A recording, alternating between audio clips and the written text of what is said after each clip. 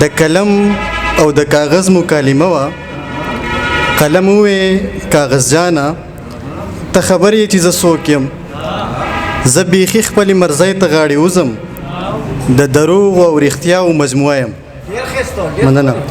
کاغذ وې قلم ګله ته خبرې چې زه څوک یم، زه بیخي ایماندارۍ ته غاړې وزم، د دروغ او رښتیاو آینه یم. مننه. دغه بل نظم دی، د دې نوم دی کتبه. هغه پورې وچه سپوره دشته ګورئ، هغه پورې وچه سپوره دشته ګورئ، هلته دوه باران وهلې غوندې سلي چې د ځمکې په سینه دي غځېدلي، او ګمان پې د قبرونو ځکه کېږي چې د دې ځپلو سلو په مابین کې یوه ماته تحریري کتبه پرته ده.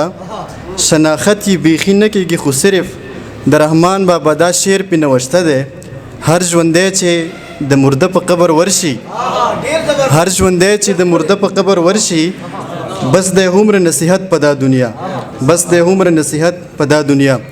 او دا یو غزل دی، مطلب دا چې دریاب یو دی ساحلونه یې دي دوه، دریاب یو دی ساحلونه یې دي دوه، بدن یو دی او لاسونه یې دي دوه. دریاب یو دی ساحلونه یې دي دوه، بدن یو دی او لاسونه یې دي دوه. او دا یو شعر دی چې ځان جرنده کړمه دننه که بهر، ځان جرنده کړمه دننه که بهر، ور لا یو دی زنځیرونه یې دي دوه. ځان جرنده کړمه دننه که بهر، ور لا یو دی زنځیرونه یې دي دوه. او دا بل شعر دی چې اچانک شي په خندا او ژړا سر، اچانک شي په خندا او ژړا سر، سړی یو دی کردارونه یې دي دوه.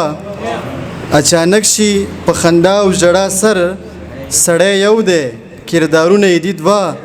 او دا بل شعر دی چې ته له هغې زه له دغې خوا درځم، ته له هغې زه له دغې خوا درځم، لار یوه ده او سرونه یې دي دوه.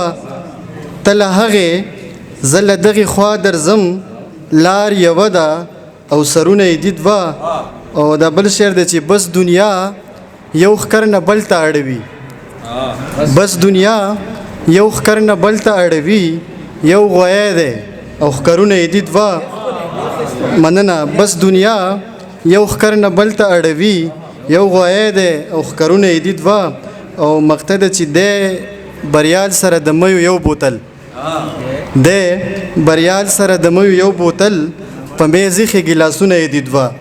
او دریاب یو دی، دریاب یو دی ساحلونه یې دي دوه، بدن یو دی او لاسونه یې دي دوه. مننه.